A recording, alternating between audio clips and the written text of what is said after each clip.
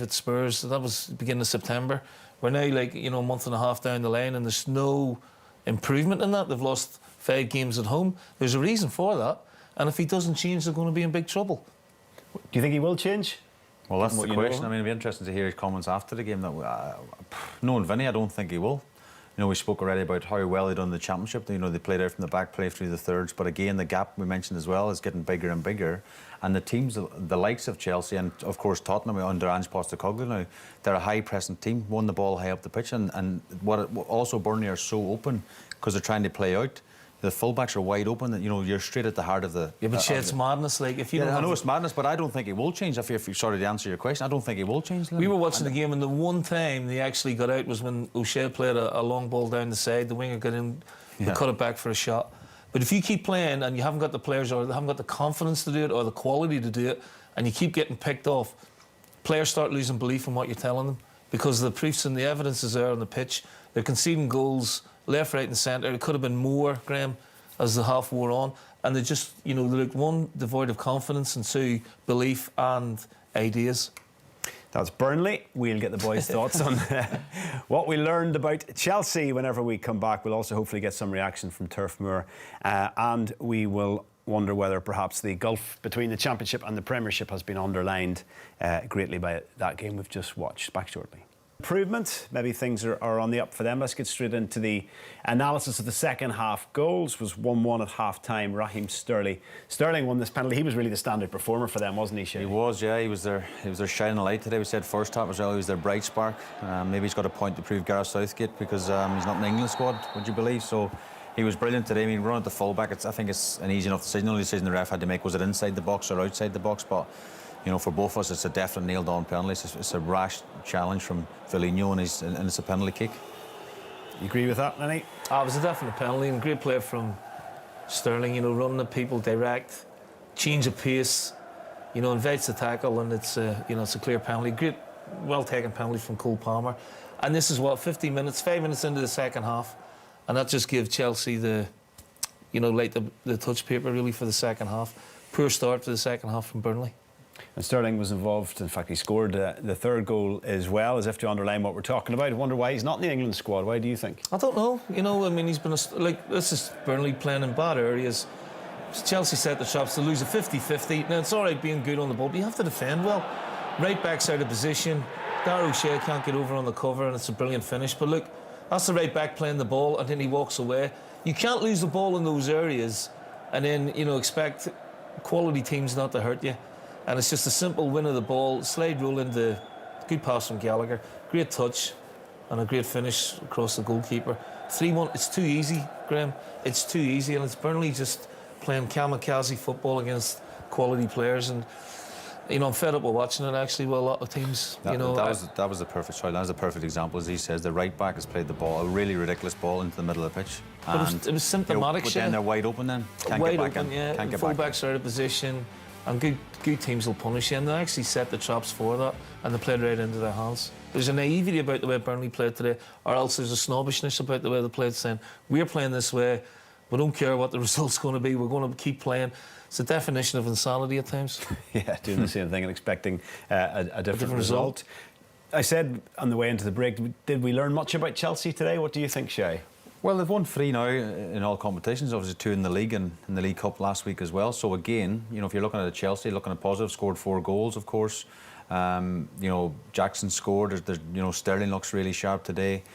Again, I think with Chelsea, it's baby steps. I still don't think they'll get top 4 again this season, but I just think, Pochettino's one of the best defences in the league this year. So we always talk about a top team having really strong foundations, and that's the sort of conceding less goals. This is Jackson mentioned at half-time. Would they make some substitutions? I think Pochettino must have his earpiece into Premier Sports and here to bring Jackson off the bench. You're absolutely delighted with yourself. Oh, I was buzzing when he scored this. He proved you so right. No, but again, Burnley are very, very wide open. But again, that's another goal. Jackson scored in his last appearance as well for Chelsea in the league. That's another one. His next appearance in the league. So, again, it's just building his confidence up, because I do think he's got a big future ahead of him, and these goals will definitely help that. What did you make of him, Annie?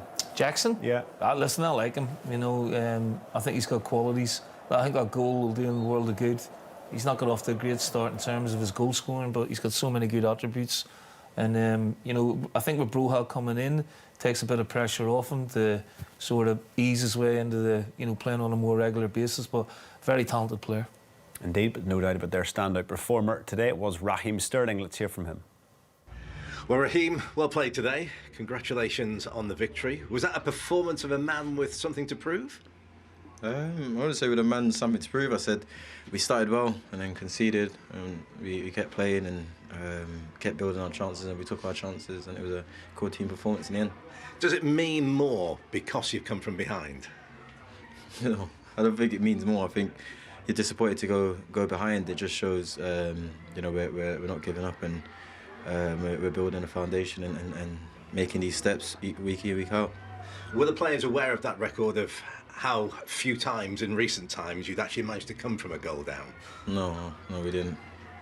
In terms of that second half performance, Nicholas Jackson came on at half-time. What kind of influence did he have when he came onto the pitch? Yeah, he's energetic.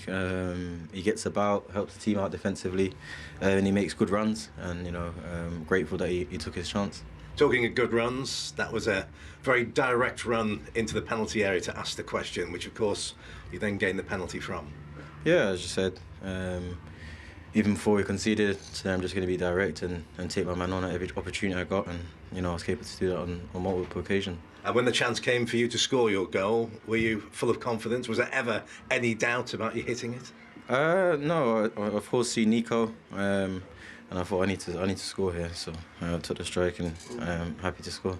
And obviously, it's probably taken a bit of time for things to come together. Obviously, a lot of new faces within the squad. Do you feel this is the face of the new Chelsea under Mauricio Pochettino? We're just building. You know, that's all we can do is keep building foundations, and week in, week out, taking steps. And this was another step in the right direction. And we just need to keep working on the training field and then replicate that in matches. So Chelsea are building, says Raheem Sterling. Burnley are certainly still building. That's a bit of a euphemism for where they are at the moment, Shay. We've got a piece here that really illustrates some of the problems that they're facing. Maybe trying too hard, trying to do too much in the wrong end of the pitch. Yeah, we spoke about it briefly before. This is the way the manager wants to play. There's no getting away from that, Graham, and there's a risk and there's a reward. And for me at the minute, there's too much risk. You know, this is just inviting a team of... We've spent over $1 billion in the last couple of years. They've spent that much money on a lot of these players because they're very good, they're very fit, they're very physical, they're athletic, they can get forward, they can press you high up the pitch. You're just asking for trouble if you do this at home. Look, again, it's just... And then you look around the fans, the place is flat, the place is dead, because they can see what's coming from the stands as well. You're inviting on one of the, you know, a very strong team going forward. And we mentioned with they're wide open when they do give it away. It's just... It's not what Burnley are used to, in a sense. Yes, in the Championship last year, but not in the Premier League. And as Lenny rightly said before, you know, turn them. This was the 77th minute before they actually launched one up the pitch. He gets a shot at... Chelsea actually get a good block here, but then Burnley won a free kick on the edge of their box. Now, you're 4-1 down at this stage, so why not do that early in the game when you've still got a chance, you know? And it's probably frustrating to watch, but... Knowing Vinny like I do, obviously from the days at City, I don't think he'll change. I think he's very adamant that that's how he wants to play, and he says we're learning every single day, but they're going to have to learn pretty fast, I think.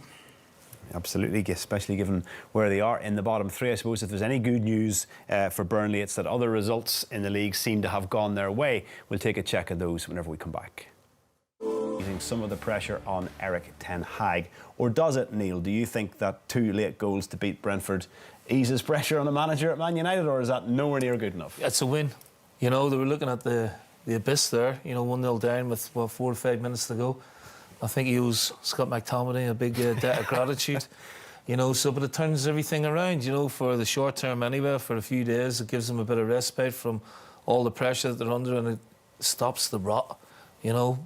And it could be an important win for them going forward. But, yeah, look, when you're Man United manager, always under the spotlight, not just for results, but performances as well, Graham. But, yeah, I mean, his tea will taste a little bit sweeter tonight than it would have done maybe earlier. What's happening there, do you think, Shay? What are you hearing around Manchester?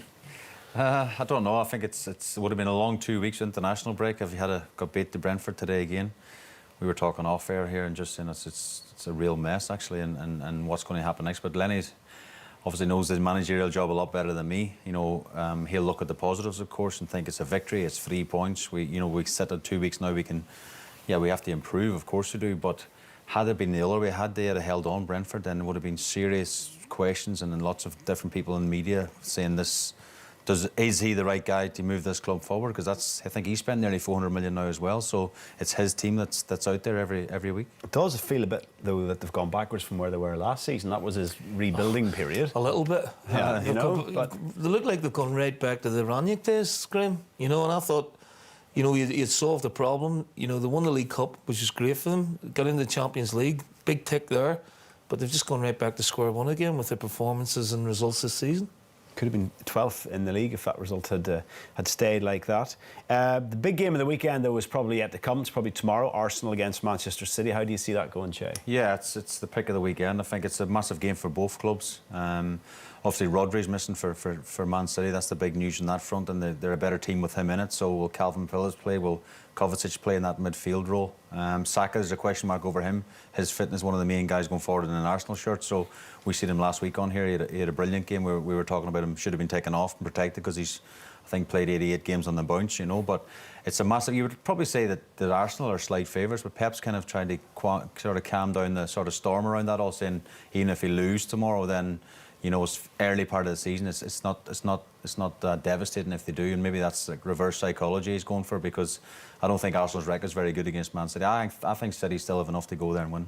Arsenal's record is very poor against Man City, but Man City have lost this season. What did we learn from that defeat? How do you beat them? That they're human, and they bounced back with a great win.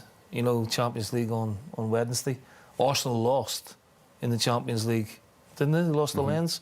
So there's still a fragility, I think, in terms of, mental strength with Arsenal. And I would never, ever back against Man City and Guardiola. He is right, though.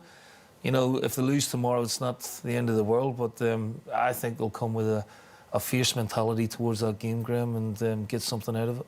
It's the tie of the weekend. 4:30, I think, is kick-off in that game tomorrow. Let's return to Chelsea, the game that we watched today. Chelsea won 4-1 up at Turf Moor. Shay, their next fixtures, though, from where they've got the haul of points they should have far more given who they've played, because their next fixtures, the run of them is Arsenal, Brentford, Spurs, Man City.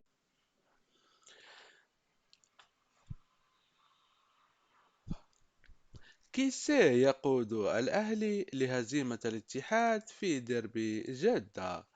سجل فرانك كيسيه هدف المباراة الوحيد في الشوط الأول، بينما ألغى الحكم هدفين لكريم بنزيما ليخرج الأهلي منتصرا 1-0 على الاتحاد حامل اللقب في قمة جدة بدوري روشن السعودي يوم الجمعة.